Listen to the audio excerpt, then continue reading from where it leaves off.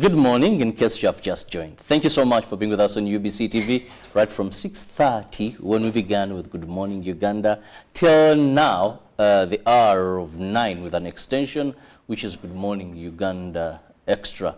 I'm Robert Chirabonyonyitono, and thank you indeed for always making our day special by knowing that you are there and watching wherever you are watching from. Now, today we want to sound the drums looking at issues regarding women, what government has done to empower women, but also factoring in 8th of March, which happens to be International Women's Day, where the government of Uganda and to be more specific, Ministry of Gender, Labor and Social Development are the leading ministry in organizing this event. Where will it be? Under what theme? What do you need to know as a woman leader or a person who will be attending this day? And joining me on set, I have the Communications Officer, Minister of Gender, Labor and Social Development, Joshua Chalimpa. Welcome to the studios. Thank you very much, and thank you for having me here to talk about those issues that are dear to me and the Ministry of Gender, Labor and Social Development. And just remind you, we may cut this program short due to a live that will be coming in. Today, Uganda Police will be launching the annual crime report, showing us the achievements in fighting crime, the outstanding crimes, and has crime generally reduced or increased, plus the recommendations upon the report. But before that, we continue with the extra. Now, Joshua, to begin with, for our viewer, when you talk about the Ministry of Gender, Labor and Social Development, it may sound very okay and very quick to understand, but what does this ministry do, or what is it in charge of? Thank you. The Ministry of Gender has a broader mandate. It looks at different aspects of a person. If you look at it from the child, because we also have children affairs under the ministry, once somebody grows into a youth, also falls within the ministry, and also we move on up to people with disabilities and also the aged people in advanced age. So the mandate of the ministry is to empower those people such that they have a meaningful contribution to society. So that's what the ministry does. And as a result of that, to do that, the number of programs that help the ministry to achieve its mandate. So that's what we do on a daily basis. Now, talking about that, today we want to focus on the upcoming Women's Day, that is 8th of March, International Women's Day. But there's been a concern among the public that we've had so much affirmative action for women, and in one way or the other abandoned the male or the boy child. One evidence came out when you looked at the primary living examinations, that today we are seeing girls in terms of numbers out competing the boy child. When we come to senior 4, it's been the same. Recently, other university statistics are showing the same. So should we still look at affirmative action specifically for the girl child, or should we give equal attention and in all these programs? And that is the Ministry of Gender, Labor and Social Development that is at the forefront of pushing for this. I think the most important thing that we have to look at is, one, gender does not mean women.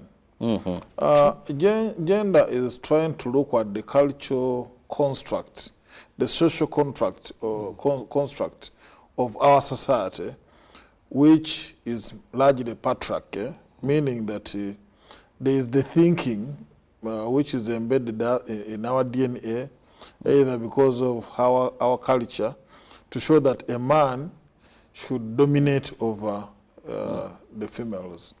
And it is and to change that, it takes years. So because it is something which has been with us for a very long time. So what we are seeing is probably fighting back by the male race, who are under the impression that their position in society, which is to dominate over the females, is being changed through government intervention. What I can say is that it is not true that men are now below the women. What we are achieving is what we call gender parity, such that now we are at the equilibrium. That is the intention of all government programs, that can we have an equal society where it doesn't matter whether you're a woman or whether you're a male, you can get the benefits of society. And that can be achieved through, you're talking about education. If, for example, there is parity, that you have equal girls, equal males in class, that shouldn't be a problem. But also you have to look at the population of Uganda. If, for example, there are more women, that is a fact. There are more women than males. Should it be a problem if there are more girls in school than boys? After all, that's what the population is telling us. Very true. Now, in terms of politics, you see that, okay, in education, there is some progress. Still, the women are facing challenges in education, in that there are many who are dropping out, because you have to look at those who have finished, but you also have to look at those who did not get the opportunity to finish. And you find that there are many because of a number of factors. There are issues of high teenage pregnancies. These ones affect the females more than the males, because a male will continue going to school even when they have made somebody pregnant. So those are issues that should be continuing. The fight continues in those areas. Let's look at the politics. I know also still some men, I've heard those voices, have been saying that, why do you give, for example, special constituencies for women when they can compete with others? If you look at it, you'll find that if it was not for those positions, probably we wouldn't have as many female politicians in our offices than we have now. So you find that even at that stage we have not reached. But there are also other factors, factors to do with health. So there are a number of factors that really still stand in the way of women achieving what we should be talking about. And yet, as government, this is very important for us to reach that equilibrium, because we know that if we have the meaningful full contribution of women in society, then that's when we can achieve the development that we desire as a country. Now, that well explained for many who are saying that, yes, I think we've achieved so much, now we need to find how best we can balance this. Now, this directly takes me to the various programs that government is putting ahead to ensure that we create this, I don't want to use the word equality, because to a number of people it sounds offensive, but equity. How programs aimed at elevating the woman to that status of providing equal opportunities? Yes, of course, equality, if you look at it from our own perspective, would look offensive. But the issue is having equal opportunities for all, whether women, whether male, is what we are talking about. Now, the government, of course, has a number of programs in place to ensure that we bring up women from where they have been the bottom of society to a certain level. And those programs could be, for example, ending harmful cultural practices. That's one of them. For example, there's a program towards elimination of female genital mutilation. It is a cultural practice in some parts of this country. It is one of those practices where, by law, in Uganda and in line with international commitments is prohibited, but yet it persists in some communities. They find ways of doing it. Now, and our constitution says that any practices like that, that infringes on the rights of women are prohibited. Therefore, FGM is prohibited in Uganda, but it continues. There is a program. We reach out to communities to stop the vice. Now, but of course there are others. For example, there is one of widow inheritance. There are these forced marriages in some communities. And there are also other religious beliefs which stand in the way of women achieving this. But also, you realize that women have been locked out of the economy in terms of doing business, whereas they have many businesses, according to surveys done, that there are many businesses owned by women, but these are micro businesses which do not graduate into small and medium enterprises. And the issue is, why is it that female-owned businesses don't grow?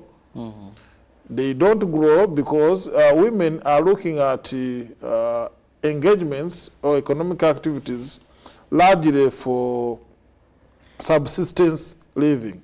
So it means that you see a woman selling matoke over miera in Uganda, but he sells maybe 2 sacks of miera. She sells 2 sacks of miera from January to December, and even in the second year, the capital remains the same, does not grow. So why is the capital not growing? It's because probably this woman, every day, what would have been profit is plowed back to meeting the domestic needs, buying food at home, looking after children.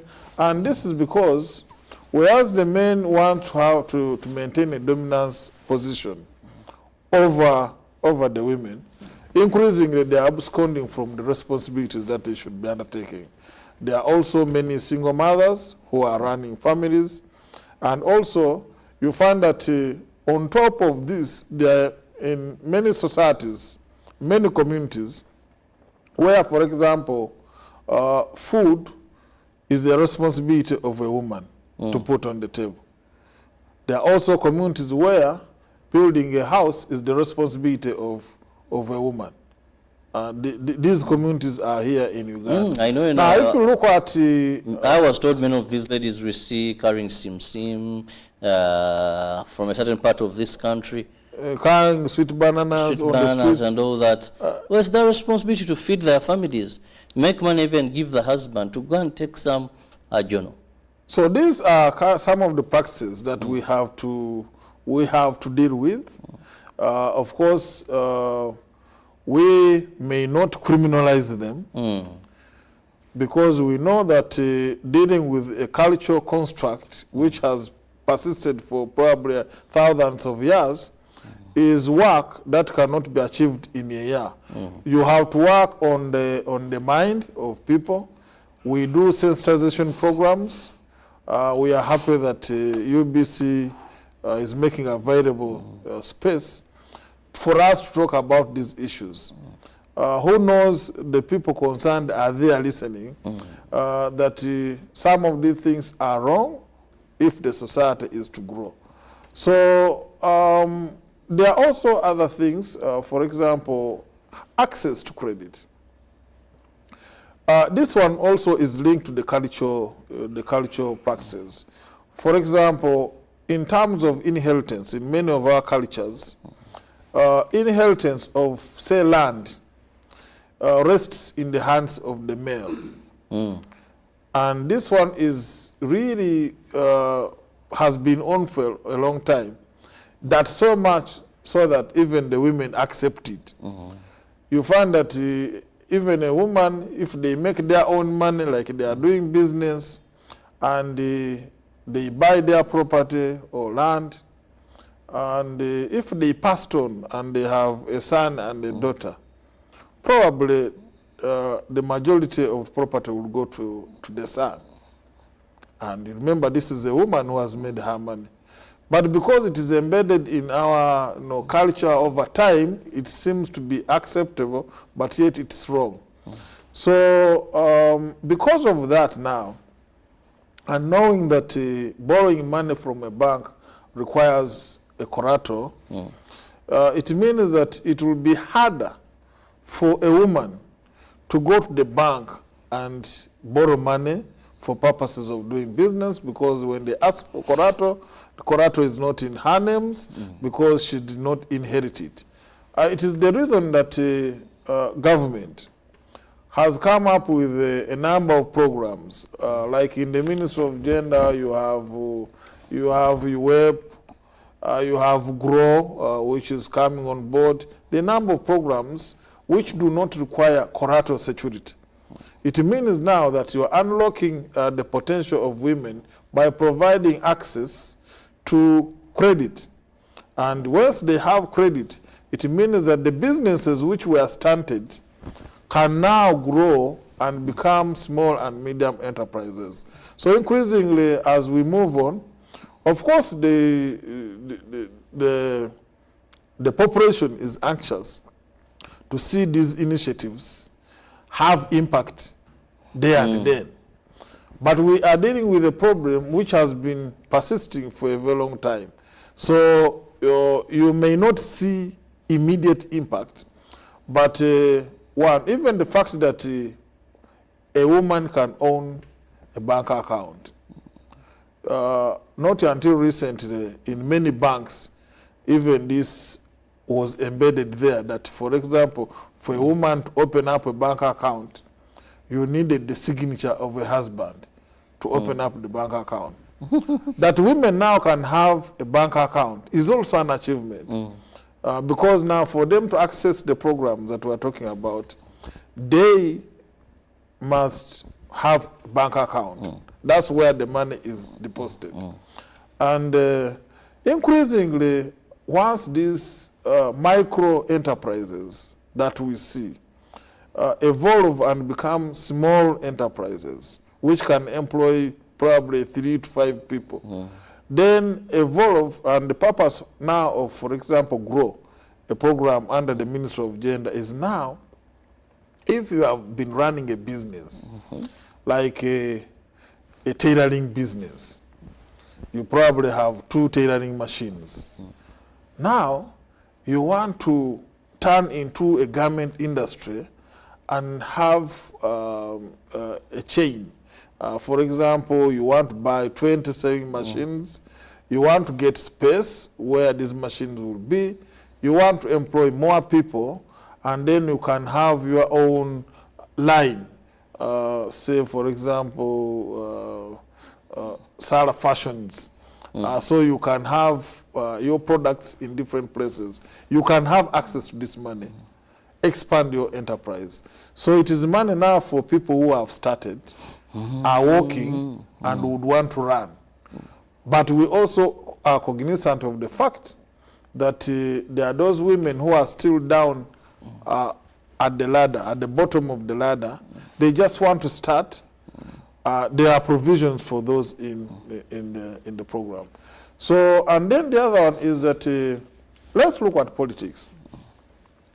For example, we know that economic empowerment now is very important if you are going to achieve political participation. Just the simple arithmetic. If you want to stand as a councillor in a sub-county, you probably will need to make posters. Definitely. And to have the posters, you need money. So it means that if you are not empowered economically, you cannot even dream of becoming sometimes even winning the vote. I'm not going to talk about those, because those ones are now something that have to be fought. For example, vote buying, for example, bribery. Those ones they are not official. We cannot make them official now. Definitely, yes. But we know that even to achieve political participation, you need money. So that's why the theme for this year is talking about accelerating gender equality through economic empowerment. It means that you cannot now achieve this equality that we all yearn to have if we are not economically empowered. Yes. Well, we are still with Joshua Chalimpa, Communications Officer, Minister of Gender, Labour and Social Development, looking at the plight of women and what government has done to empower these ladies to ensure that we do not have those traditional gaps that existed between women and men, these different genders. Now, I will rush quickly to the 8th of March because I earlier told our viewers that we may be interrupted by a live coverage where we expect today that the Uganda Police Force will be launching the annual crime report for the year 2023, showing if crime has increased, reduced all the outstanding crimes that police has been investigating and have been reported to police. Now, Joshua, Women's Day is going to be held on the 8th of March. Question most of the times when we have sometimes these big days that come to my mind, are they just mere functions that government officials get allowances, go there? We have those that do the dancing, those that do the cooking, have some speeches made. Are they also to say that we are part of this charter, so we join the rest of the world? You know, when you're running those stories, right? Uganda has to join the rest of the world in commemorating International Women's Day. Or is there something more to that?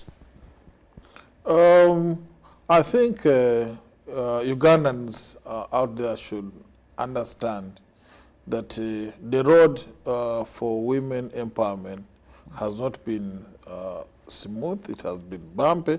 We have come from afar, from the Beijing platform of action where world leaders, women, civil society sat and looked at these issues.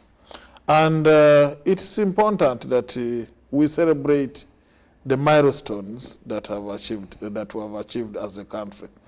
The International Women's Day, for example, helps us, including those in the women movement, to remind government what has not been done. But it's also an opportunity for us to show what government has done.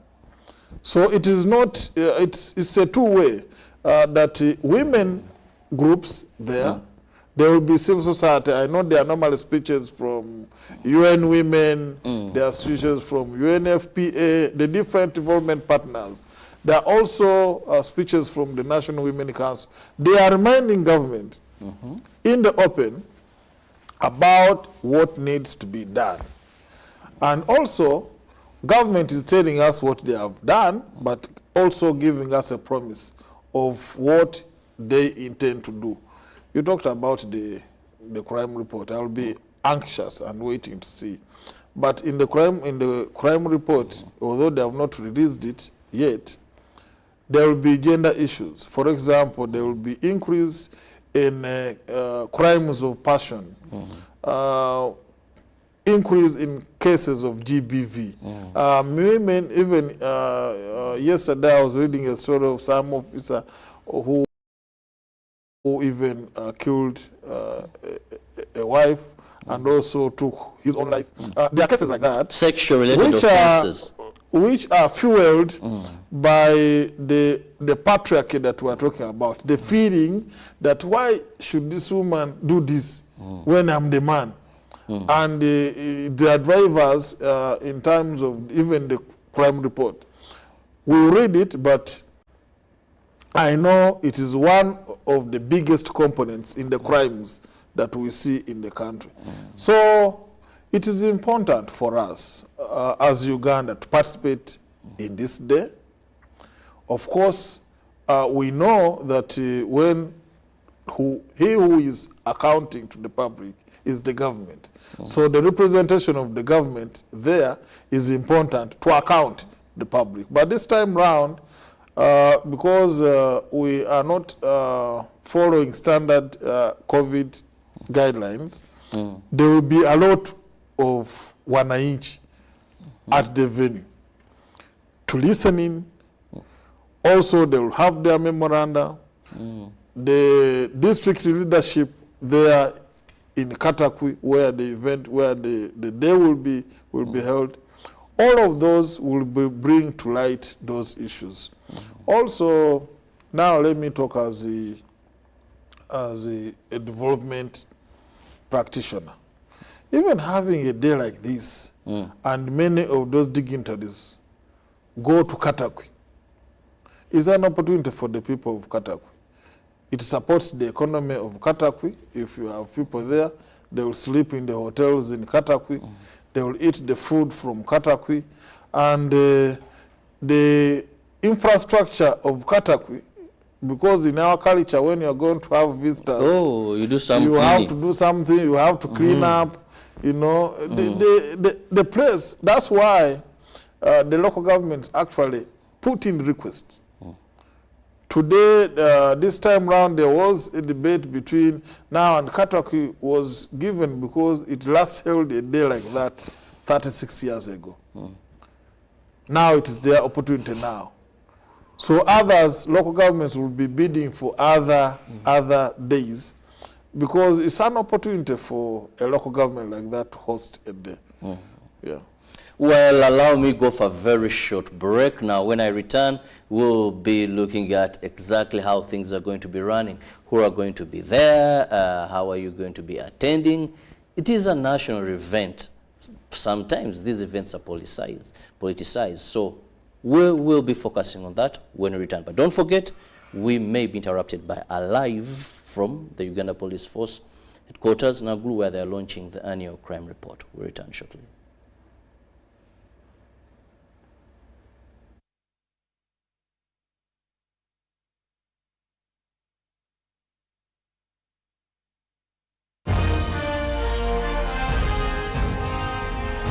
Live from UBC Studios in Kampala, this is Good Morning Uganda Extra.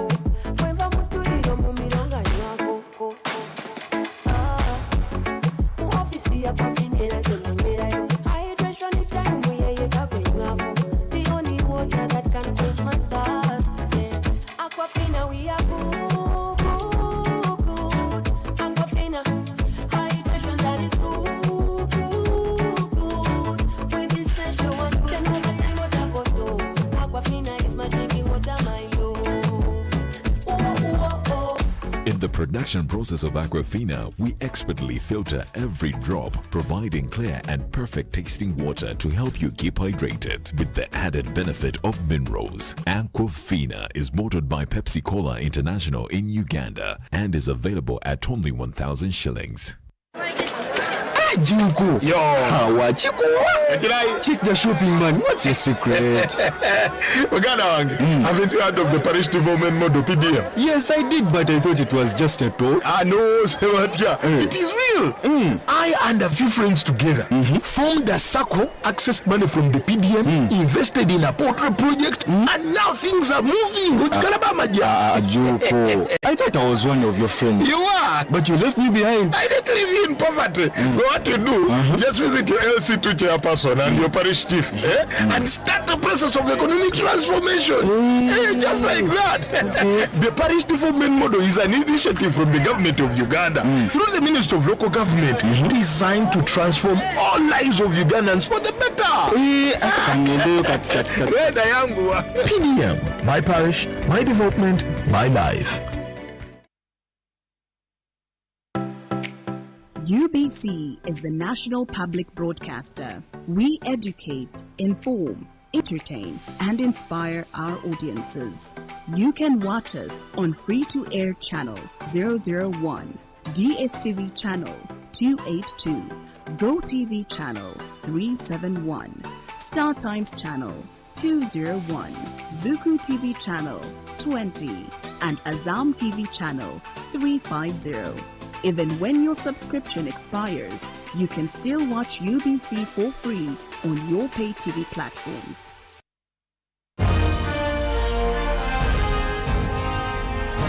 Live from UBC Studios in Kampala, this is Good Morning Uganda Extra.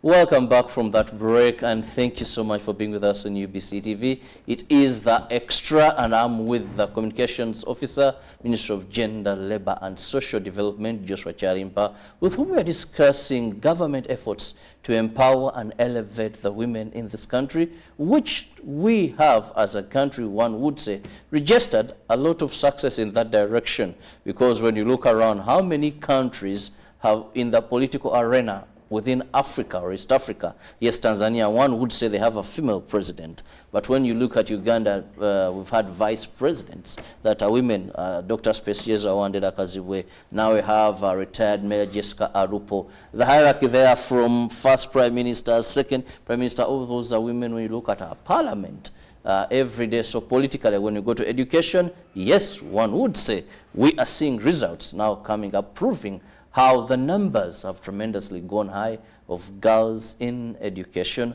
When you go to business, there are powerful women in business in this country, likes of Nabukeda. There are those names you can mention, and these ladies are doing tremendous. When we go to our military still, it's cross-cutting now, Joshua, that yes, we've seen that very good improvement. Now, when you talk about this day, the 8th of March, who are the people that are being invited? And is it national day, but also national in character in terms of celebration? Thank you very much. Yes, all Ugandans are invited. Of course, the sitting arrangement will determine. But, for example, even the local community in Kataku and the neighboring districts are invited, and they will come and participate. In terms of government, and you know it's a public holiday, in terms of government you have representation from the highest, because the guest of honor is likely to be the president. And then, of course, the entire government will be descending on Katakwi for this. Then you have representatives from the diplomatic community, the ambassadors, heads of multilateral organizations, World Bank, UN, all the UN system will be going to Katakwi, and the local leadership. I know that in the recent meeting of the National Organizing Committee, we were informed by the district organizing committee that they have intentions of inviting all the districts neighboring Kataku. This stretch as far as Karamoja. All the leadership there will be coming to Kataku to join them in the celebrations. Of course, there are a number of things. For example, women in business will be exhibiting what they have. Different products will be up for exhibition. This time round, there will be no civilian parades. We'll have the military parades.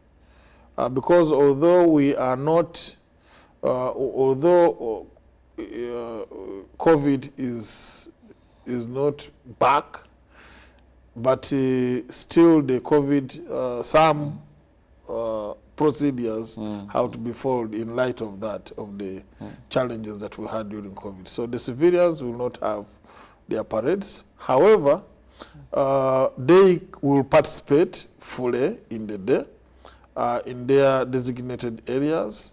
And so that is how it's going to proceed in Kataku. It's a national event, so we expect everybody, including people from the civil society, including the religious leaders who should be in attendance to reflect on some of these issues.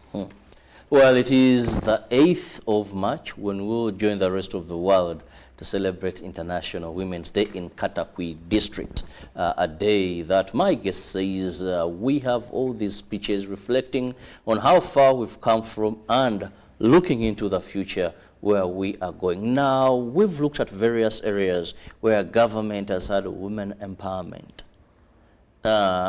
Politics, we can say so far so good. There could be still room for improvement, but at least we have achieved something. But where we still have a bigger challenge now is economic empowerment. And I love the theme that talks about accelerating gender equality through economic empowerment. How have these programs targeting women in this particular issue of finances moved, Joshua? Yes, there are still challenges, but I must say that today is better than yesterday. Because one of the things is that increasingly we have to review programs. Initially, the problem in Uganda was that even at a micro level, the participation of women was limited. Now, that one is no story because different studies, recent studies done by the Census of Business Establishments survey, and another study done by the MasterCard Index shows that the number of women-owned enterprises in the micro sector has gone high. So women dominate that sector. Now, the challenge of the government and other policymakers has been, how do we transit these businesses from that level to now reach the small and medium enterprise level? And this is where government again is coming up with interventions like GROW to help these small transit from the micro to small and medium enterprises. And also we are looking at issues of value addition. The women are undertaking enterprises. Adoption of appropriate technology is still low. So they are doing things the way they have been seeing their mothers do, the way they grasped from their grandparents, and they have not, there is little adoption. As a result, there are issues of supply in the right quantities and qualities. So it means that, for example, somebody is making pancakes, but is making one basket of pancakes in a day. If those pancakes are very nice and people have them, that person has no capacity to make as many pancakes as will be demanded by Carrefour supermarket. Now, the other one is that to achieve the quality and the standard that you need, you have to get certification from the Uganda National Bureau of Standards. For you to be certified by Uganda National Bureau of Standards, they must clear even the place where you work from. That premise test is not very Now, you find that the way the workspace these people, the women are using to make their products is one that cannot beat the standards of UNBS. To enable them, for example, have a tiled floor or to have white gowns when they are making their products so that they can beat the UNBS standards needs investment. That's where the government is looking at. So the intervention of government is looking at how to improve quality and quantity such that now you can have our products. There are issues, for example, women are making mats. They sell them here, on the streets. But probably for a woman to make one mat needs a week. Can they compete with Chinese mats? If, for example, all the Kampala Mosque says that now, buy Ugandan, build Uganda. So all the mats that we are going to have in all the Kampala Mosque, in the National Mosque, must be Ugandan made. And they must be of the same quality. It is unlikely that you will have a supplier from somewhere in Kalere or where to make the mats that they will require in the Old Kampala Mosque. So now, that's why you need intervention from government now to address that, to address the standards. If you are making mats, they must be of the same standard. Then you must have equipment to enable you to make as many mats as will be demanded by the market. So those are the areas. We know that the will by the women is there, but the ability now to make in the right quantities is what is lacking. And that's a problem that the government is looking at. And we are happy that first it has been identified, and two, that there are government policies in place to ensure that this is addressed. Now, Joshua, we've also had incidents where, first we must acknowledge that women are very good financial managers.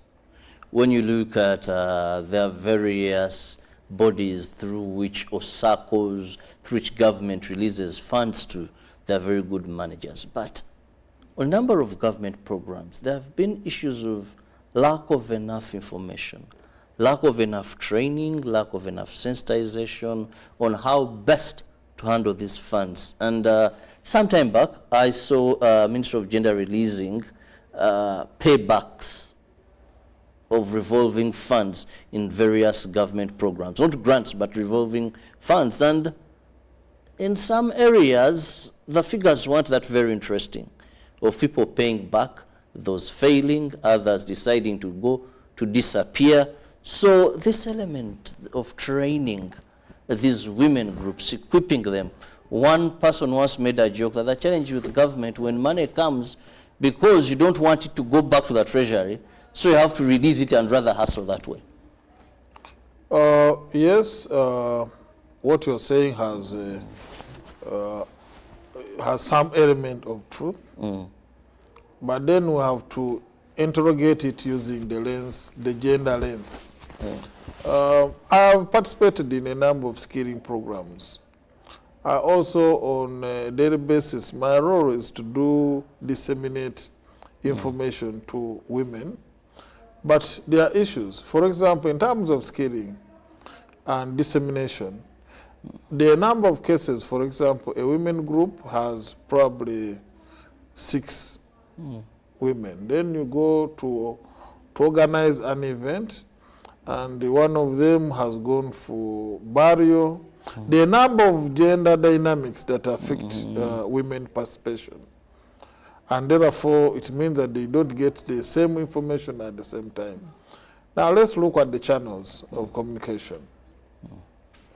If there is if you choose to use radio, and you have one radio set in the home, there is the issue of ownership and control. Who controls it? For village.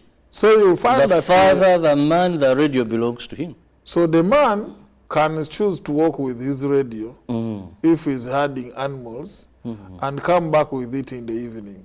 And even when he's back, if there is soccer, and he's a fanatic.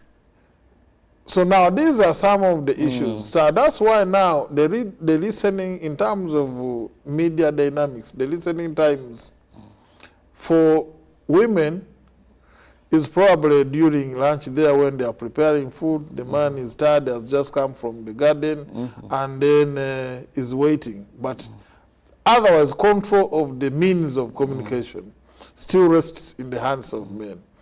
Now, we are looking at how we can pass information to these women through their groups. There is also talk about community radios being set up. Radio is in quotes, but for These example, megaphones that are mounted at the boreholes. Because when you know that women are the ones who fetch the water, and therefore the information will sink. So still it is a challenge, but it's work in progress, and all efforts are being done by government in all spheres. It's not Ministry of Gender alone. it's also ICT, it is also health, because everybody wants to pass on this information to the women. Mm-hmm. Yeah. Well, time seems to be saying bye-bye to us. Like I earlier told you, we'll be having a live coverage of the launch of the Annual Crime Report 2023. But before we move out of here, Joshua, let me just have your parting shot. Ladies and gentlemen, people of Katakwi, I want to confirm that we are coming to Katakwi on 8th. I know that advanced teams are there working on the preparations, and also to confirm that this is not a day for Kampalans to come and celebrate in Katakwi. It is a day for the people of Katakwi. We believe that government has done something in the space of women equality and empowerment, but there is still time for us to put on the table what should be done to ensure that we achieve the gender parity in all areas, either health, education, women economic empowerment, and others, because once this is achieved, it will be for the benefit of all. That's why in the Ministry of Gender, we have come up with a male engagement strategy. We know that some men are fighting back, they feel they are losing their position in society, but once we tell them the benefits of having this, many are appreciating that indeed when women are empowered, it benefits the man. For example, if the woman has money, they can help you in school fees. It doesn't mean that you run away from paying school fees because the woman has money, but where you are paying 100%, probably there's somebody who can pay some scholastic materials. Yeah. Well, thank you so much, Joshua Chalimpa, Communications Officer, Ministry of Gender, Labour and Social Development. But above all, thank you so much, our viewers, for being with us from 6:30 till now, no matter which segment that you came into, and you with us. Thank you so much. We don't take you for granted, and I'm very excited to have you again tomorrow. Tell a friend to tell a friend about this morning show. It is Good Morning Uganda, and we extend to Good Morning Uganda Extra, where we make sure we alert you, we tell you of what is trending and what is worth a topic of discussion throughout that day, both on the local and international scene, plus some few light moments, jokes here and there. So make it a day tomorrow. Robert Cherabo Nyonyitono, wishing you the best of your day. Good morning.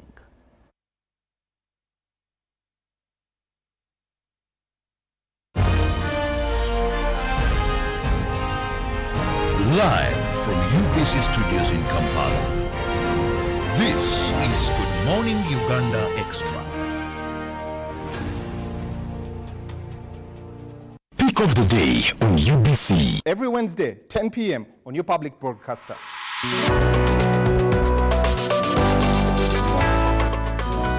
Was brought to you by MTN Momo Pay is the easy way to pay. Dial *165*3# or use the MTN Momo app. You don't need cash. MTN Momo Pay is safe and free.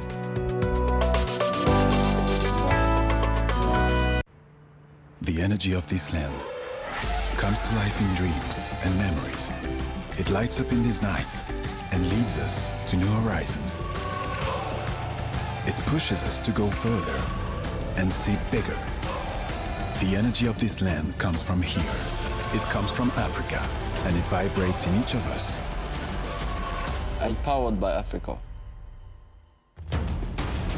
Oryx Lubricants, powered by Africa.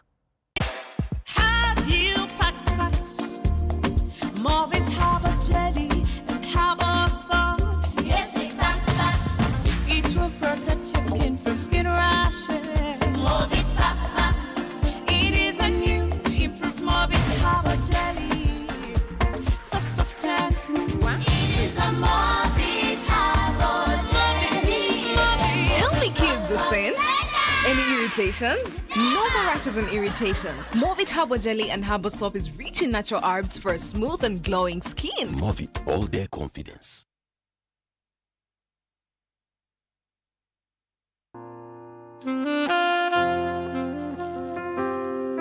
Welcome to Dade Nursery and Primary School, Luzira, a school that gives your child a positive learning environment that makes them feel comfortable and safe. We are a progressive year-round nursery and primary school, providing a child-centered approach to early learning, collaborative family atmosphere, and a safe, inspiring environment that encourages exploration and creativity. Dade Nursery and Primary School offers a wide range of co-curricular activities that promote teamwork, physical and mental development, including ballet, soccer, basketball, piano, and home economics. Admissions are in progress from baby class to P7, starting from the 8th of January to the 5th of February 2024. Find us at the first left turn after Oryx Service Station towards Luzira.